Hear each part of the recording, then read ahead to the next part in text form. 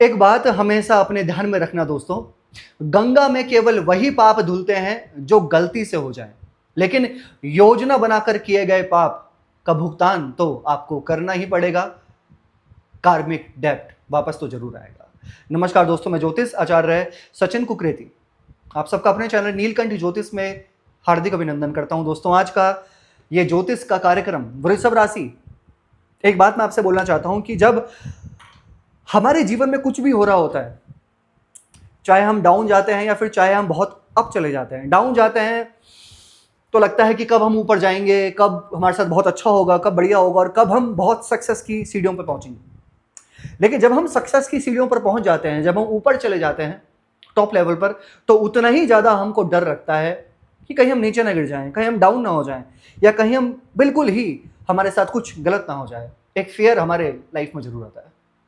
लेकिन दोस्तों, ऊपर पहुंचने के लिए, हमें बहुत आगे बढ़ने के लिए एक रास्ता जरूर चाहिए होता है।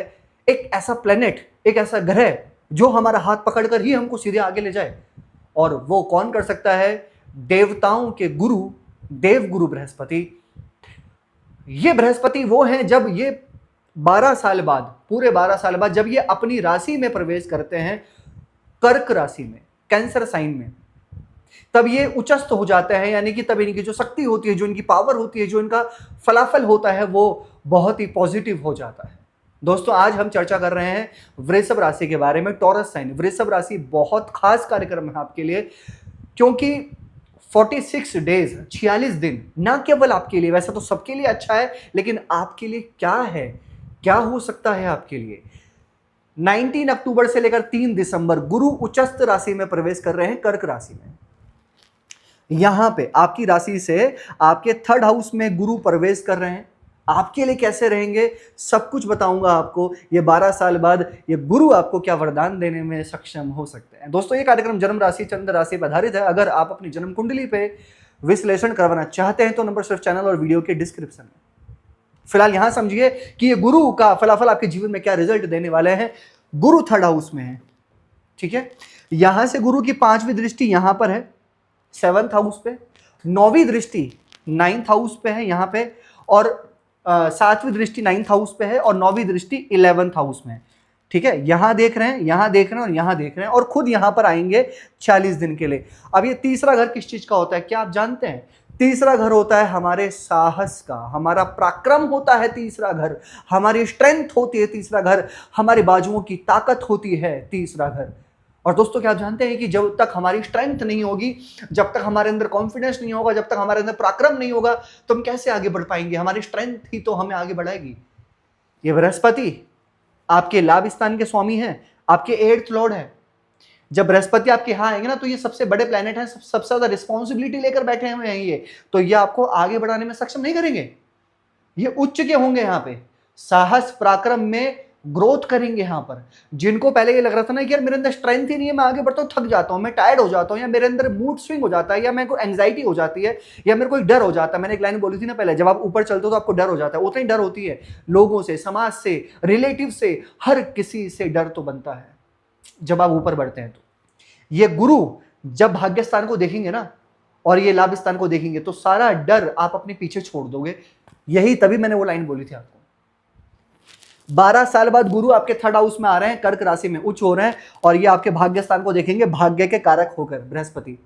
यानी कि सबसे पहले तो जब भाग्य स्थान को देखेंगे तो आपको पहले से चिंता थी किसी चीज की, कि यार मेरे ऊपर तो ऋण लगा हुआ है, या मेरे को चिंता थी कि यार कोई मेरे पीछे कोई मेरे को बदनाम तो नहीं कर देगा, या किसी ने मेरे ऊपर कुछ कर तो नहीं रखा, या कोई मेरे ऊपर चढ़ के तो नहीं बैठा हुआ। यहां आपका सारा डर भागेगा। वृषभ राशि, गुरु आपके 3rd हाउस में आ रहे हैं। और एक चीज और कहूंगा, यहाँ पे 7वें घर पे दृष्टि है बृहस्पति की। कोई भी शुभ काम बृहस्पति के, कहते हैं कि ब्लेसिंग से नहीं होता, पूरा नहीं होता। जब तक बृहस्पति का आशीर्वाद ना हो, देवताओं के गुरु का आपके ऊपर, तब तक वो शुभ काम नहीं होता। लेकिन अब होगा। ये 7वां घर होता है विवाह का, और ये होता है भाग्य का। 7वें घर पे दृष्टि है, यानी कि सबसे पहले तो ये 46 दिन है आपके पास, जब या तो आपका विवाह हो जाए, या फिर आपकी बात पूरी फाइनल हो जाए, ठीक है, या फिर कहीं ना कहीं से आपका रिश्ता आपके पास में आ जाए, या फिर आपका कोई रिलेशन बन जाए और कुछ ना कुछ मतलब यहाँ पे दिख रहा है कि आपके घर परिवार में रिश्ते फाइनल हो सकते हैं, या फिर घर परिवार में कुछ कलेश था या कुछ दूर जा रहे थे तो वो आपस में पास हो जाए और रिश्ता परिवार में कुछ बेटर हो जाए। और जब 9वें घर में दृष्टि है शनि के घर में, यानी कि आपका मन करेगा कि आप स्पिरिचुअल ट्रैवल करें, आपका मन करेगा कि आप आध्यात्मिक जुड़ें, आध्यात्मिक क्षेत्र से जुड़े, वहां पर कुछ ज्ञान प्राप्त करें, ये आपका मन करेगा। शिक्षा में आपका ज्यादा मन करेगा क्योंकि ये उच्च शिक्षा है, ये शिक्षा है 5th हाउस, और उससे 5th हाउस ये उच्च शिक्षा का भाव है। और बृहस्पति ज्ञान के कारक होकर देख रहे हैं, यानी कि आपका ज्ञान बढ़ेगा, आप स्टेबल हो जाओगे, स्थायी, यानी कि पहला आप मतलब स्टेबल नहीं थे, अभी आप स्टेबल हो जाओगे, अपनी पढ़ाई को लेकर थोड़े सीरियस हो जाओगे अपनी पढ़ाई को लेकर, और अपने फ्यूचर में आप गोल को सेट करने वाले होंगे यहाँ पे। अब यहाँ पर बृहस्पति जो 3rd हाउस में आ रहे हैं ना, सबसे पहले तो अगर आपका कोई ऑनलाइन वर्क है, आप कोई इन्फ्लुएंसर हैं, आप कोई यूट्यूबर हैं, या फिर आपका कोई भी ऑनलाइन वर्क है, या फिर आपका जमीन से जुड़ता हुआ काम है, या फिर आपका चलता फिरता काम है, ठीक है, आप चलता फिरता काम कर रहे हैं, इंपोर्ट एक्सपोर्ट का काम है, मार्केटिंग का अगर आपका काम है, तो ये काम आपके लिए बहुत अच्छे होंगे। जो भी काम आपके चलते फिरते हैं, क्योंकि ये तीसरा घर होता है स्मॉल ट्रैवल का, आपके ट्रैवलिंग से रिलेटेड वर्क है, और 3rd हाउस होता है हमारे ऑनलाइन चीजों का, ठीक है। तो ऑनलाइन अगर आपका कोई भी काम है तो ये बृहस्पति का परिवर्तन, यहां से आपको एक नया रास्ता, दोस्तों जब हमें कोई रास्ता मिल जाता है ना तो हम आगे बढ़ जाते हैं, और जब हम आगे बढ़ जाते हैं तो फिर हम बढ़ ही जाते हैं आगे, है ना, फिर हम पीछे नहीं देखते। तो ये 46 दिन आपके पास में, जब आपको घर में नहीं रहना, आगे बढ़ना है। बृहस्पति की दृष्टि आपके 11th हाउस में पड़ेगी, 9वीं दृष्टि, और 11th हाउस में अपने घर पे पड़ेगी, मीन राशि में। ये बृहस्पति का अपना घर है। 11th हाउस होता है प्रॉफिट्स का, इनकम का, डिजायर्स का, काम भाव माना जाता है बेसिकली 11th हाउस, और लाभ स्थान माना जाता है। इन 46 दिन में या तो आपको करियर में अच्छा परिवर्तन, स्थान परिवर्तन, या फिर आपको प्रमोशन मिलने की पॉसिबिलिटी बहुत अच्छी दिख रही है, या अगर आप चाहते थे कि मैं कुछ आगे बढ़ूं और कुछ नौकरी मुझे मिल जाए, है ना, कुछ चेंज हो जाए मेरी नौकरी में, या मैं अगर जॉब लेस हूं तो मुझे जॉब मिल जानी चाहिए, तो जब गुरु उच्च के हो रहे हैं भाई 12 साल बाद, तो ये टाइम पीरियड 46 डे 19 अक्टूबर से 3 दिसंबर बहुत अच्छा है आपके लिए, ठीक है।